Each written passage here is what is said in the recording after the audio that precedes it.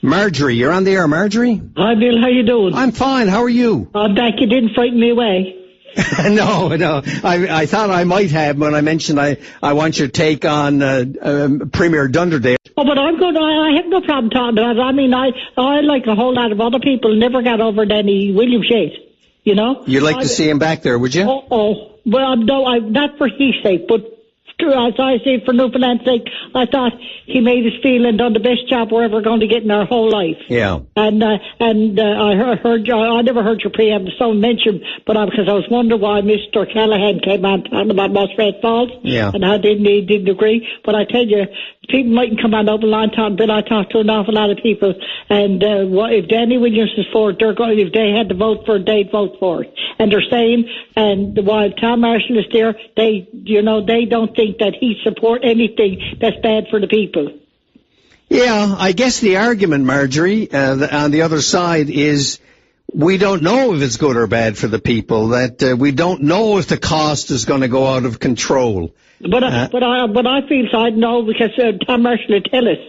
I think if he saw something around that was really going to hurt the people in Newfoundland, and not only Tom, a lot of people in there. We got good people in that party. Now, I don't like them all, but we got good people in there. And I didn't mention poor old Darren King the other day. Just sure, once they put you in the fisheries department, it's just like having the guillotine over your head for the whole time you're there. I mean, that's a horrible portfolio to get. Yeah. So you never look good when you're in fisheries. You're right. I tend to agree with you on the Muskrat Falls that, it's the best option we have, but we should learn. My view would be that we should learn from our history that everyone who has a point to make of knowledge or opinion on the Muskrat Falls Lower Churchill development should be encouraged to make it, because we've made some awful blunders by curtailing debate in the past. But the government's after saying that if you got something to say it, and they're going to give you time to say it. Right. And, and I'm listening. I'll wait and see if they don't do it. I won't be long reminding them. But by the way, I went into Mount Pearl, the Frosty Festival, to visit with Paul Lane. Yeah. And I got to meet another fella now that I mentioned the other day, Paul Davis. Yeah. And I'm really impressed. I liked him from the news and everything.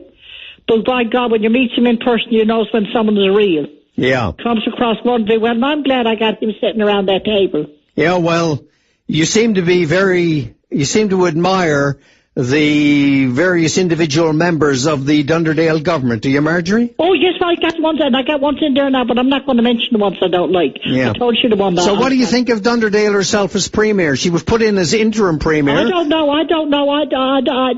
She got lots of help around the table, and I don't really know. Danny's gone, and I don't like the way some of the stuff was done, around. So I never said I was, I'll stay there and I'm going to support that party. I'm not going to load as much as if I didn't agree with her, I certainly don't agree with the third party leader.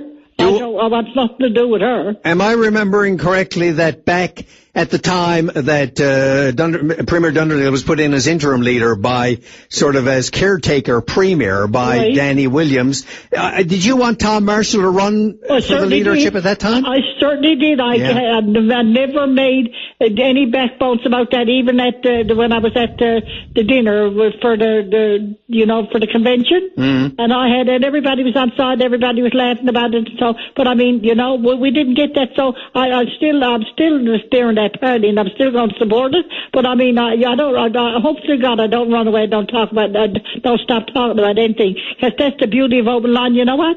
When you get on open line, sure, you're as popular as the President of the United States, because everybody wants to know you and talk to you and get your views on stuff. Does everybody love you from being on our stations all the time? I don't think so. I don't think they all love me now, but I mean, when they be glad, they're nice to you when they meet you. But I don't think everybody loves me, because when you got an opinion, no, everybody don't love me. Well, they certainly respect you for voicing your opinion. I can tell you that, Marjorie. Well, I don't know, but anyway, I don't anyways. But listen, the only thing about you now, when you cut back like this, it's just like taking up smoking for 2 weeks, and then you got to give it up again. I have to tell you so. I said, when he comes back, it starts all over again. Yeah. Then I got to miss you all over again, and Vera will be talking to you. Then she misses you more than anything in the whole world. Yeah, but Paddy, aren't you in love with Paddy? Paddy Daly, sure. But listen, I tell you, as much as everybody else feels, there's no open line host like you. Oh. I mean, no one can put it together like you. I don't care. You make the sound interesting. Thank you, bring it all together. together, you bring